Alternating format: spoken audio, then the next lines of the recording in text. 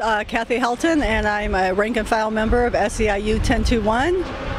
And I guess I'm here to talk about a COPE meeting where our union has called an emergency meeting, although there's no emergency, to try to push through funding for Proposition C, which is a health care and pension reform measure, which hurts our members and makes many of them unable to make ends meet.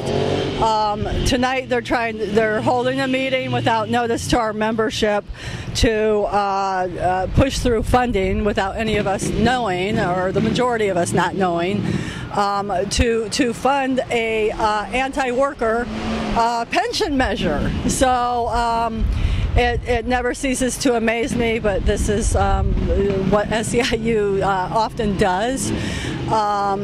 So Proposition C, as you know, will change the makeup of the Health Service System Board.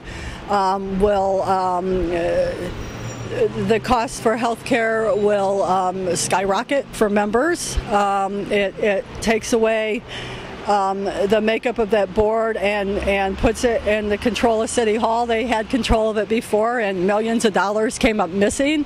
We worked for years to change that and gain some control so that there'd be some oversight on that board. Now our union has chosen to put it back where it was so that the city can raid those funds, can make members pay more, can make single parents like myself not be able to afford health care for our children. And it also requires higher contribution levels toward the pension system for employees without employees getting a right on that. They have a vested right to their pension benefits. They're vested at 7.5%, arguably 9%. I'd say 7.5, but I guess that's for the judges to decide. They're changing that contribution rate without the members having the majority of the members. They pulled in a few people that get favors in return for doing what the union wants them to. So the majority of members don't know this is happening. So are you saying that the city workers and the retirees really are unaware of the consequences of Proposition C? Not only were they unaware of the consequences, but they're unaware that our union is doing all of this. The union hasn't done any outreach to members because they don't want members to know. The members like myself who did find out and who did come to every union meeting were guaranteed certain things in these meetings in the beginning. We were guaranteed that the contribution rates would be fair to the lower paid members. That was our stance in Prop B. I spent thousands of hours on fighting Proposition B, Adachi's Proposition B last year, because it would have unfairly and unequally hurt low to mid-income families and made it so they couldn't afford health care for their children. This is worse for those very same people. So our union and the other unions who last year said that they cared about lower wage workers and they cared about middle income workers, this year decided to protect their own wages. The fat cats at the top end are the ones who met about this. They didn't come to me. I was heavily involved last year in Prop B. I know about the pension system. I know about the healthcare system from working in that. I wasn't at the table. None of the low wage workers were at the table. So this proposition will be unaffordable for people like me who are single parents trying to make ends meet. And that's what the voters spoke out against last year. The voters defeated Prop B with a no vote, and thank you to them. We fought hard to educate them, to get them to do that. And then this year, our unions don't stand on the same political principle, which is you have to protect the families. You have to protect the lower income workers. All of a sudden, that was just political rhetoric, and that hurts my feelings because I spent a lot of time, and I thought these guys really believed that. That's why I was fighting alongside them. That's why I put in the time. That's why I put in the effort.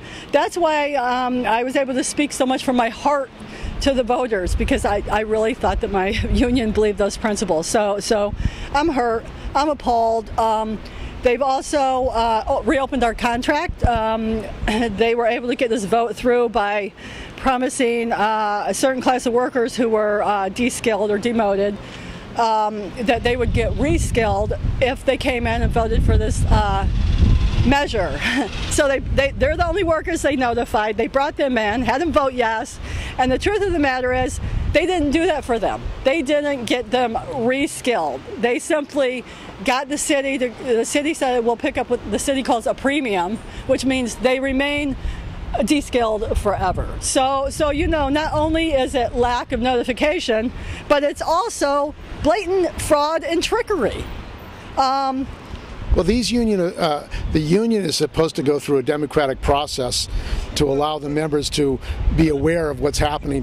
How did they violate that process? Well, for a process to be democratic, one, you have to listen to what members in the audience have been saying. And I've been saying since last November, if we're going to have pension reform, I might be at the table for that.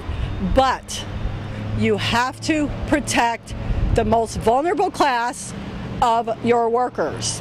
And for it to be and so we were here in what they called a democratic process, a few of us, because only a few of us knew, telling them this. So for it to be a democratic process, we were all saying this, yet they didn't listen to us. That's not democracy. If this is what we said we wanted from the gate, and this is what they assured us we would get in the end, and that didn't happen, that's not democracy. It's also not democracy when you pick and choose a few members who will, for a favor, maybe a trip to Puerto Rico, vote your way. You go out and you tell all the members. You give them flyers. So there was no publicity about what this Proposition C would mean to SEIU members? No, there was no publicity. There was no outreach.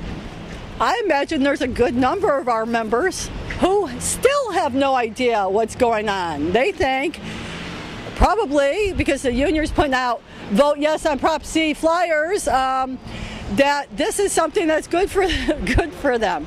It's really a sad state of affairs. This is not. I'm a unionist at heart, you know, but union means unity. Injury to one is an injury to all. You protect your people, and I'm all for making sure that the city is viable, and making sure that, you know, things are done right, and if they need help, that, you know, we step up to the plate.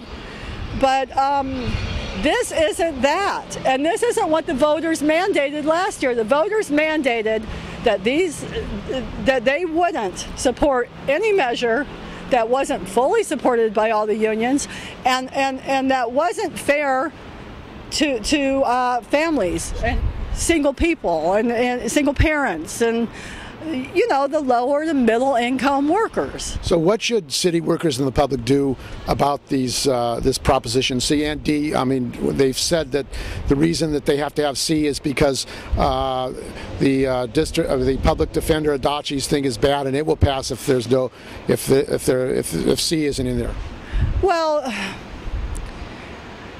the voters should vote no. The budget deficit will be what the budget deficit is. It will force it back onto the table. The workers will eventually have to come up with a compromise if such is necessary, but it should be a compromise that doesn't hurt your most vulnerable class of citizens. Vote no, vote no, vote no, and have your friends vote no. Okay, thank you. And you're? Kathy Helton. Who do you work for? I work at the rent board. Thank you. To try to push through funding for Proposition C, which is a health care. Hi, Alyse, Cariante, disgusted member in good standing with SEIU, and I just want to add to what Kathy said. It's that the union was supposed to come up with a plan that was better than Adachi's measure right now. As our plan currently stands, Prop C, the lowest paid workers would actually do better under Adachi's measure. They would end up having to pay less. The voters are also going to look at Adachi's measure because it's tiered. One of the things we wanted for Prop C was for it to be tiered so that your lower income workers would be paying less. As it stands right now, the people who make $50,000 are going to be paying exactly the same as somebody who makes $100,000. Voters are going to look at that and realize that this is an inequity, and they're going to look at Adachi's measure, which is tiered, and they're going to say that looks more fair. I have talked to members within this own union who are going to vote for Adachi because they will pay less under Adachi. And so the other thing Adachi doesn't do that our measure does is it changes the composition of the health board. And so right now it's mostly employee run, and it's going to be management run. And as a result, our healthcare costs are going to skyrocket. So Adachi doesn't even touch that in his measure.